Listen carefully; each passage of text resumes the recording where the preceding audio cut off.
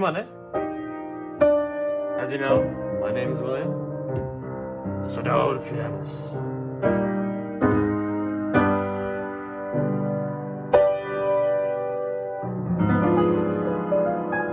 Now you might wonder, what the heck? What's happening here?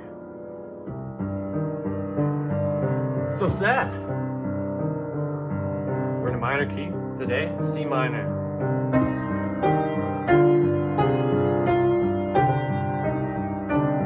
And you know, I thought, why?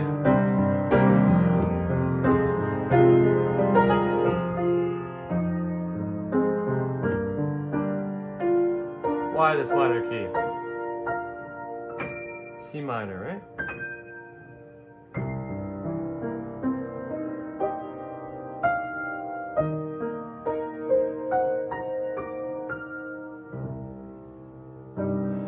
And today's video is hardships. But the beautiful thing about a minor key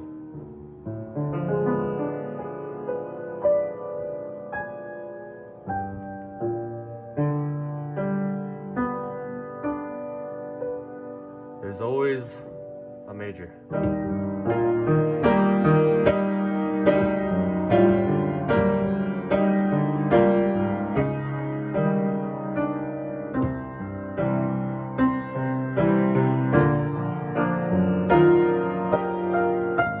Always on the edge of happiness. You're never quite sure where you're going in times of hardship.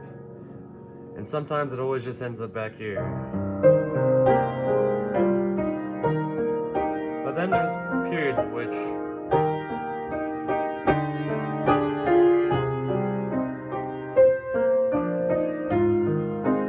things are just descending. You're not too sure where they're going.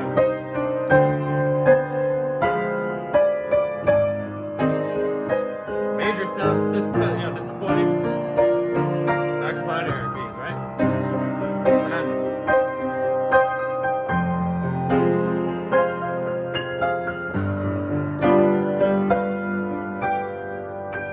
But thankfully, there's always an alternative.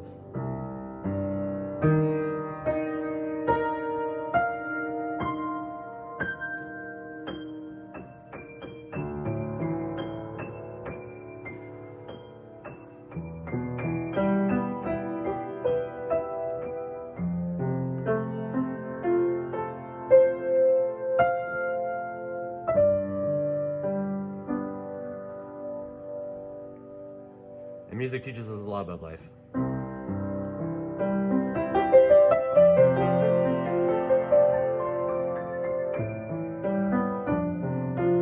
Even in major keys, we have the minor and the major. So during happy moments, they can just as easily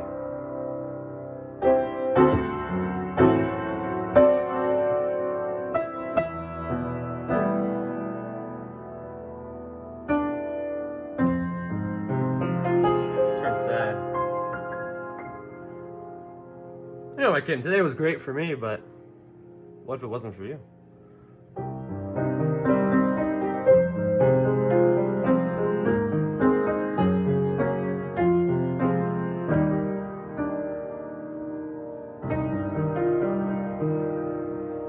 Let's dive right into today.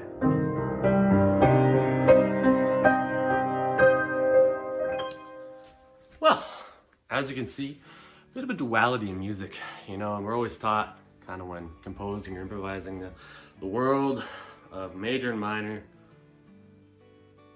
to put it simply, and combining the two to create balance, create harmony. And it really applies as like a life principle. You know, we can't have a major key without a minor key. You know, we can't have happiness without knowing what sadness is. And I think hardships really just are life's greatest lessons, in fact. And we should be most grateful for them, but it's hard to be grateful. Especially when you're going through hell, right? You know, well, where are we going from here? What am I doing here? Questions like this come up in your mind.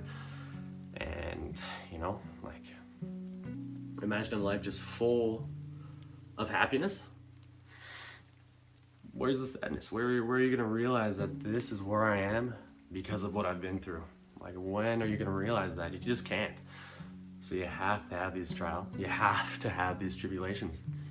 And I think today we're just going to, instead of going through the devotional, I have a study Bible here. And I'll tell you one of my favorite Bible stories. It's in 1 Kings.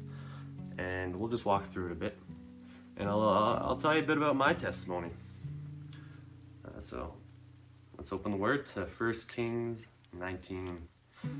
Now, a context for this verse is Elijah's fleeing Jezebel after he has triumphed over his kind of first big tribulation, where all of the Baalites and people who, served him, all the prophets, he has defeated them, his army, and because of that, Jezebel, the queen of the region, I believe in Moab, she's bad. She wants revenge on Elijah, the prophet, and he doesn't know where to go. He's, he just won this long and arduous battle, and finally thinking like, wow, I've overcome this. But now we have another, even taller obstacle this time around with facing the queen herself. So that's where he walks into, and let's just read it for a bit here and go from there. So, Ahab told Jezebel all that Elijah had done, and how he had killed all the prophets with the sword. Then Jezebel sent a messenger to Elijah, saying, "So may the gods do to me, and more also, if I do not make your life as the life of one of them by this time tomorrow." As in one of the people he's killed, right? So this is a threat to his life. And what do you think he's feeling? This is verse 3. Then he was afraid, and he rose and ran for his life and came to Beersheba, which belongs to Judah, and left his servant there. Now, verse 4. But he himself went a day's journey into the wilderness. Now, into the wilderness. How many of us have been in that wilderness, and for how long? How long have we been struggling? All of the major prophets, kings throughout the Bible, there's always been this common area known as the wilderness. And we'll see here what happens. And Elijah, he came and sat down under a broom tree, and he asked that he might die, saying, "It is enough. Now, O Lord, take away my life, for I am no better than my ancestors." And he lay down and slept under a broom tree. Now, where in life have we come and gone where sitting under a broom tree, thinking, wow, from all of my past to all of my future, where am I going? Just sadness, right?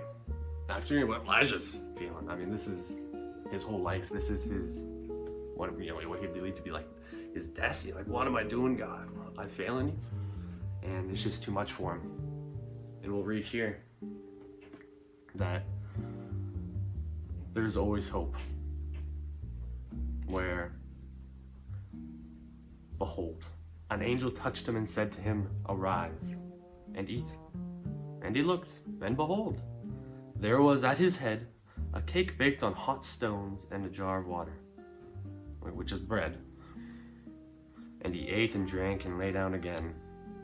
And the angel of the Lord came down a second time and touched him and said, "Arise and eat, for the journey is too great for you." And God knows this. And he rose and ate and drank and went into the strength of that food to carry him for 40 days and 40 nights to what is Mount Sinai, Horeb, the Mount of God. So he's going 40 days and 40 nights in this wilderness, in his walk with God. Based on that strength alone, from, heavenly strength it is, that the angels were, came down to him and were able to give him this bread, which is our daily bread now, through the resurrection, and the water of life, which he has granted us through the gift of baptism. And 40 days and 40 nights, that's what Jesus spent in the wilderness. Nobody's an exception in the flesh to the wilderness.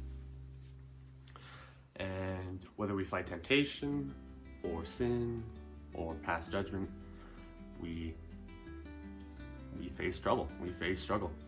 And in my life, my wilderness kind of stems from the past and to now what is the present, where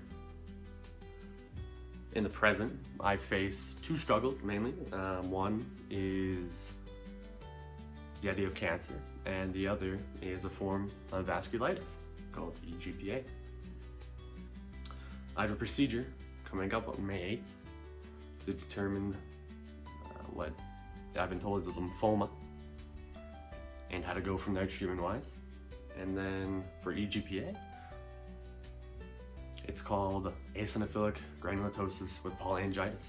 So it's a chronic, rare condition, a rare form of vasculitis that either way I will be starting treatment for, and about a week or two after that biopsy, that procedure, May 8th. And I'm glad for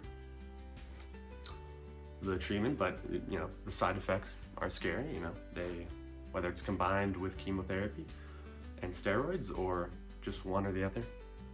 The treatment plan with cancer and EGPA are quite similar. So, you know, I'm content with either one. I'm kind of taking it day by day.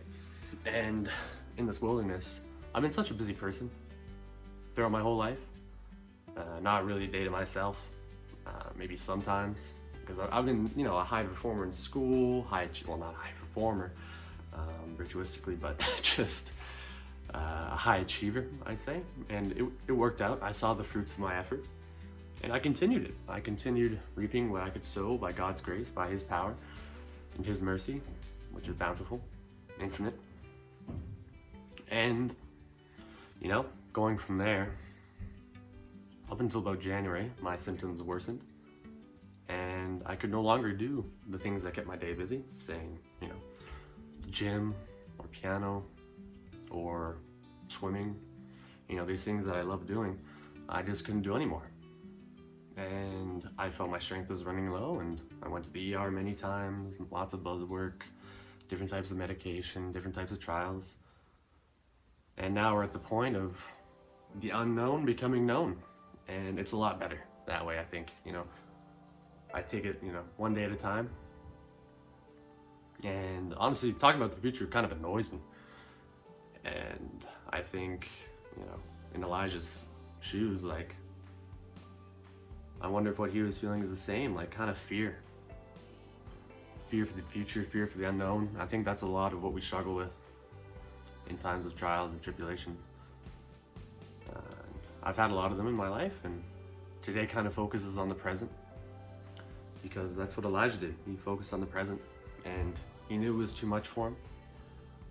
And I think back a lot to all my efforts and in this now season of stillness, and I am thankful for cancer. I'm thankful for vasculitis.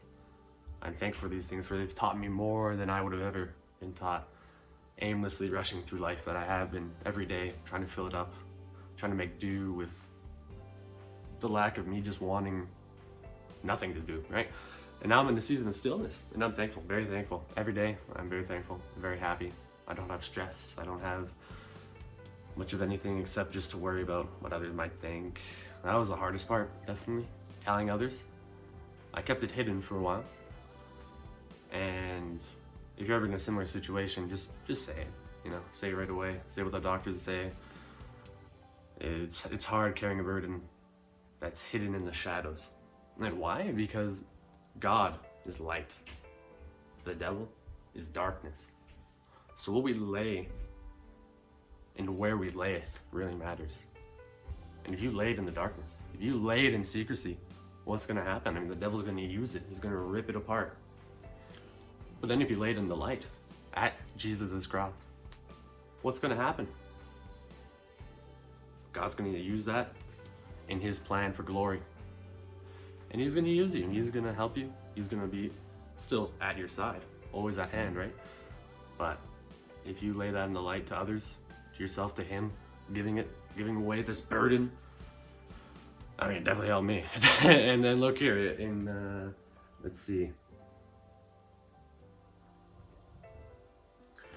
verse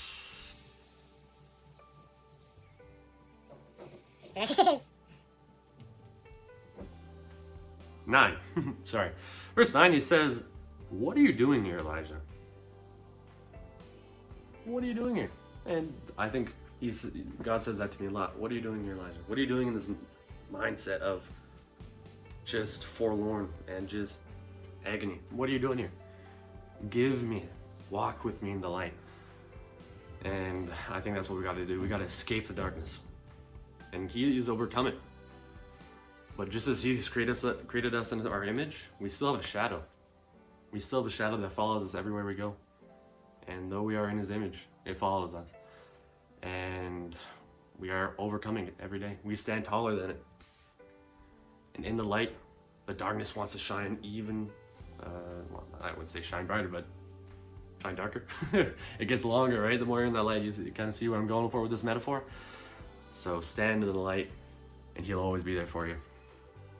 Because you are over top of it. I mean, Psalms 91, you will stumble.